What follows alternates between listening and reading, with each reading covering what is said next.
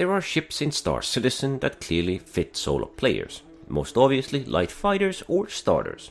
Then there are larger crew vessels like the capital class Idris or Polaris. These sit at the far ends of the spectrum, but in between we have a wide variety of ships that can be flown solo yet shine brighter when supported by a crew member or few. Today I want to focus on ships that benefit the most from multiple players. I will of course be excluding capital class ships for obvious reasons.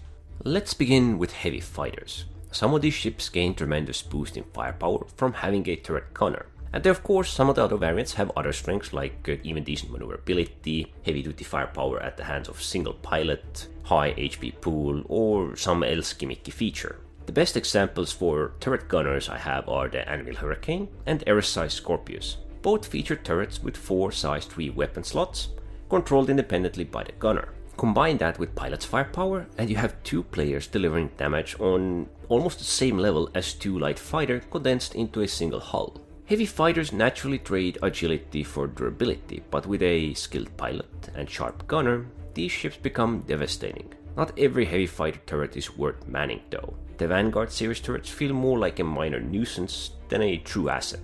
On the other hand, even something as underwhelming as the Aegis Scorpius and Taurus still gets a second crew member slot, as the co-pilot needs to manage the EMP system rather than the guns. And that is not a valuable trade-off, that is actually one of the worst spots, I would say.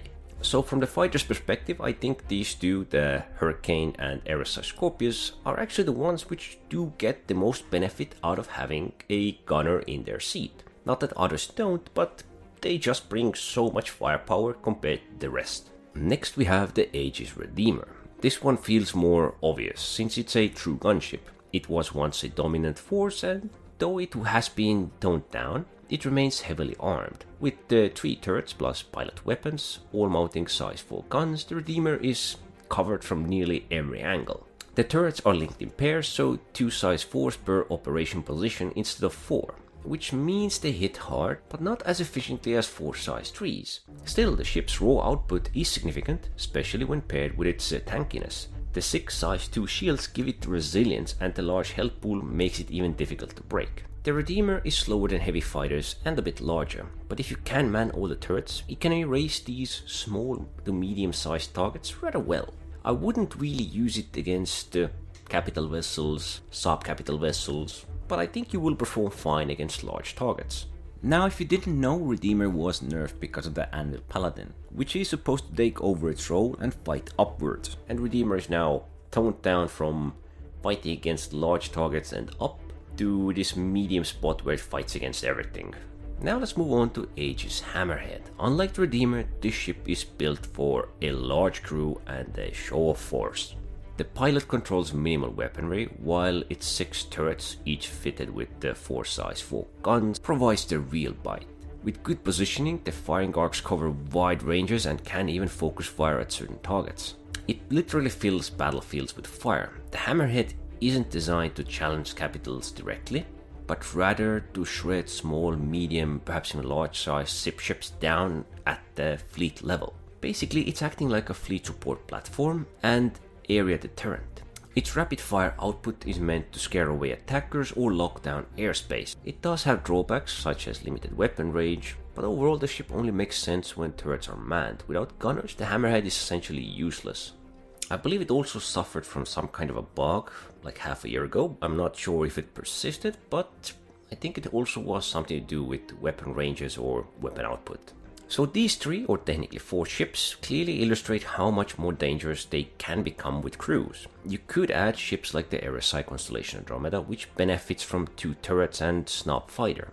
But here the pilot already controls most of the vessel's firepower, so additional seats are more nice to have than essential. The Trade Corsair is similar. While it offers turrets, nearly all meaningful firepower remains under pilot's control, so crewing it feels less impactful. In many cases, putting the same number of players into separate light fighters provides more flexibility and firepower than packing them all into this one little can of a multi-crew ship. We also have the more obvious options like the Anvil Paladin. This is supposed to fill the Redeemer's old role, but be quite a bit more effective at that. The idea is that this ship can be manned by 2 players, and it can do even more firepower.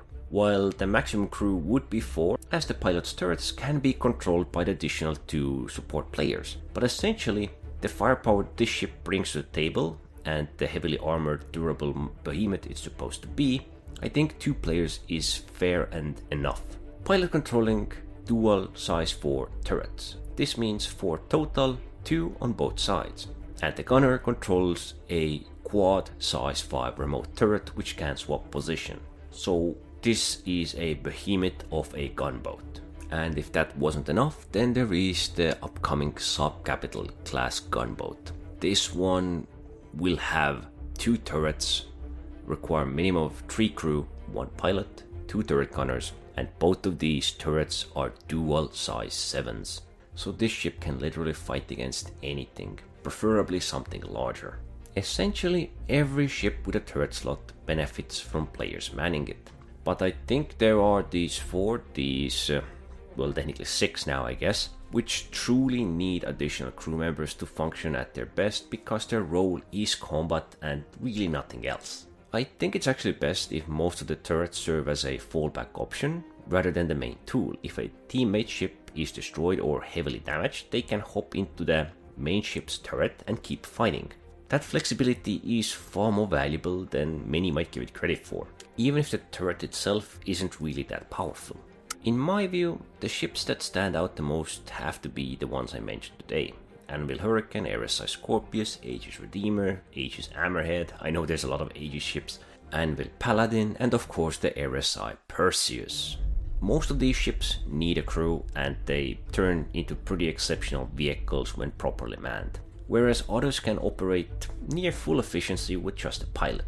I'm not saying you wanna do it or you don't wanna do it, but there's always ships which shine brighter if they have that special position manned, while for others it's just, okay, it's manned. And I do want to be very clear that all of these ships are fully combat oriented. They don't really have that much cargo space, if any. Their role is battle. They're just there to fight. In a fleet, alone, just doing missions, whatever. While plenty of other ships with cargo space just have these deterring turrets, which are size 2s, 3s. I don't think there are any 1s, but if I'm misremembering that, please someone remind me what ship has a size 1 turret.